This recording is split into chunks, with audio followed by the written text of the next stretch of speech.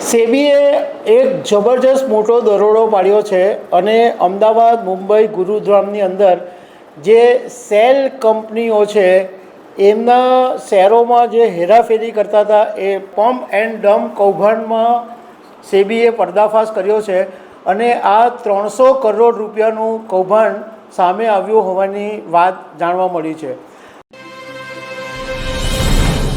શેરબજારના ઇતિહાસમાં પહેલી વખત સેબી એટલે security and exchange board of ઇન્ડિયાએ અત્યાર સુધીનો સૌથી મોટો દરોડો પાડ્યો છે અને 300 કરોડ રૂપિયાનું કૌભાંડ પકડી પાડ્યું છે।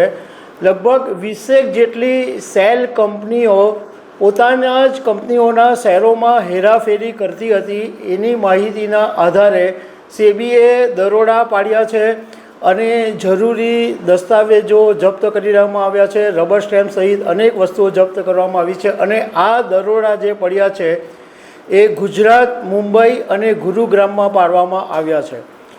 તો આના વિશે તમારી સાથે વાત કરીશ। મારું નામ રાજેશ શાહ છે અને તમે જોઈ રહ્યા છો ગુજરાતના સૌથી મોટા ડિજિટલ ન્યૂઝ પ્લેટફોર્મ ખબરછે.com। સેબીએ એક જબરજસ્ત મોટો દરોડો પાડ્યો છે અને અમદાવાદ, મુંબઈ, ગુરુગ્રામની અંદર જે સેલ કંપનીઓ છે એમના શેરોમાં જે હેરાફેરી કરતા હતા એ પમ્પ એન્ડ ડમ્પ કૌભાંડમાં સેબીએ પર્દાફાશ કર્યો છે અને આ 300 કરોડ રૂપિયાનું કૌભાંડ સામે આવ્યું હોવાની વાત જાણવા મળી છે। મની કંટ્રોલના એક અહેવાલની અંદર એવું જણાવવામાં આવ્યું છે કે સેબીએ 15 થી 20 જેટલી સેલ કંપનીઓની માહિતી મળી હતી અને એના આધારે આ કંપનીઓ પર દરોડા પાડ્યા અને આ કંપનીઓ ખોટી રીતે શેરને ઉથલપાથલ કરતી હતી એ માહિતી સામે આવી અને સેબીએ જે બધા જરૂરી દસ્તાવેજો જપ્ત કર્યા છે અને હવે કેટલીક ટેલિગ્રામ ચેનલો છે એ પણ આ કૌભાંડમાં સામેલ હતી કે નહીં એની તપાસ કરવામાં આવી રહી છે। સેબીએ જે આ કૌભાંડ પકડી પાડ્યું છે જેને પમ્પ એન્ડ ડમ્પ કૌભાંડ કહેવામાં આવે છે તો એનો મતલબ એવો હોય છે કે આવી જે કંપની હોય છે એ પહેલાં ખોટી રીતના માહિતી એટલે પહેલાં શેરો પોતે ખરીદી લે, પછી ખોટી માહિતી સ્પ્રેડ કરે અને શેરના ભાવો ઊંચા લઈ જાય અને એ પછી શેરો વેચી નાખે અને રોકાણકારોને સાથે એ રીતના રીતસરની છેતરપિંડી કરે છે અને આવા અનેક કિસ્સાઓ પહેલાં આવ્યા છે સામે। સામાન્ય રીતે સેબી તપાસ કરીને આદેશ જારી કરે અને એની સામે પગલાં લે, પરંતુ આ વખતે સેબીના અધિકારીઓએ દરોડા પાડ્યા છે અને પોલીસને સાથે લઈ અને દરોડા પાડવામાં આવ્યા છે। હવે સાથે સાથે તમને એ બી કદાચ મનમાં સવાલ થાય કે સેબીને દરોડા પાડવાની સત્તા છે ખરી? તો સેબી એક્ટ 1992માં આ કાયદા હેઠળ સેબીને શેરબજારની અંદર છેતરપિંડી, મેન્યુપ્યુલેશન અને ગેરકાયદેસર પ્રવૃત્તિઓની તપાસ કરવાની સત્તા આપવામાં આવેલી છે। સેબી દસ્તાવેજો જપ્ત બી કરી શકે છે, સ્થળ તપાસ બી કરી શકે છે અને સેબીને આ સેબી એક્ટ 1992 હેઠળ દરોડા પાડવાની સત્તા પણ આપવામાં આવેલી છે। હવે જ્યારે સેબી દરોડા પાડે ત્યારે જે સ્થાનિક પોલીસ હોય એને સાથે રાખીને દરોડા પાડવામાં આવે છે અને સેબીના જે ઓફિશિયલ નિમણૂક પામેલા જે અધિકારીઓ હોય એ આ દરોડા પાડવા માટે જાય છે અને કેટલાક કિસ્સાઓની અંદર સેબી કોર્ટ પાસેથી મંજૂરી લઈને પણ દરોડા પાડતી હોય છે। હવે આ તમને એ સવાલ થાય કે આ સેલ કંપનીઓ એટલે શું?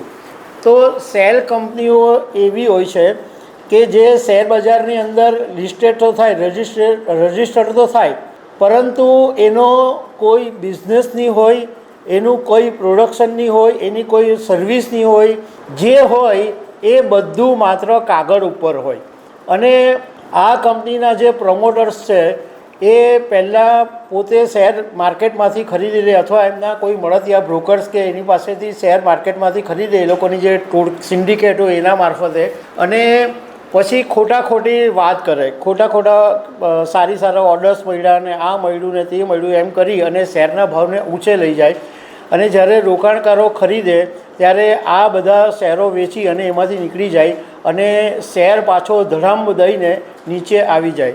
આ સેબીએ જે અમદાવાદ, મુંબઈ, ગુરુગ્રામમાં જે દરોડા પાડ્યા છે એમાં પણ આવી જ વાત જાણવા મળી છે કે 2 એગ્રીટેક કંપનીના જે પ્રમોટર્સ છે એ આખા આ કૌભાંડના મુખ્ય સેન્ટરમાં છે અને એમણે એક પ્રોપ્રાઇટર ટ્રેડર્સ કરીને એક રજિસ્ટર્ડ કંપની બનાવી છે અને એના હેઠળ આ લોકો લે વેચનું કામ કરે છે. હવે રોકાણકારોએ એક વાત સમજી લેવાની જરૂર છે કે આવા કૌભાંડો અનેક વખત બહાર આવે છે.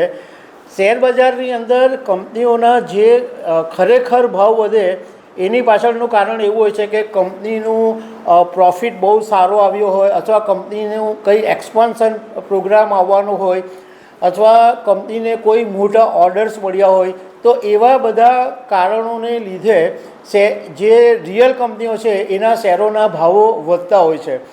પરંતુ રોકાણકારો આવું કશું જોતા જ નથી કે જે કંપનીમાં ઇન્વેસ્ટમેન્ટ કરે છે એની પ્રોડક્ટ કઈ છે, એ કંપની ક્યાં છે, એ કંપનીના પ્રમોટર્સ કોણ છે, એ કંપની કેટલા વર્ષથી એસ્ટાબ્લિશ છે, એની ઇમેજ કેવી છે, એ બધી બાબતોની રોકાણકારો તપાસ કરતા નથી. આમાં એક એ વસ્તુ પણ જાણવા મળી કે એક કંપનીનો શેરનો ભાવ ₹1 હતો અને એ 40 રૂપિયા સુધી પહોંચી ગયો અને પછી બધા લોકોએ ખરીદી કરી ત્યારે એ શેરનો ભાવ તૂટી અને પાછો ₹2 ઉપર આવી ગયો.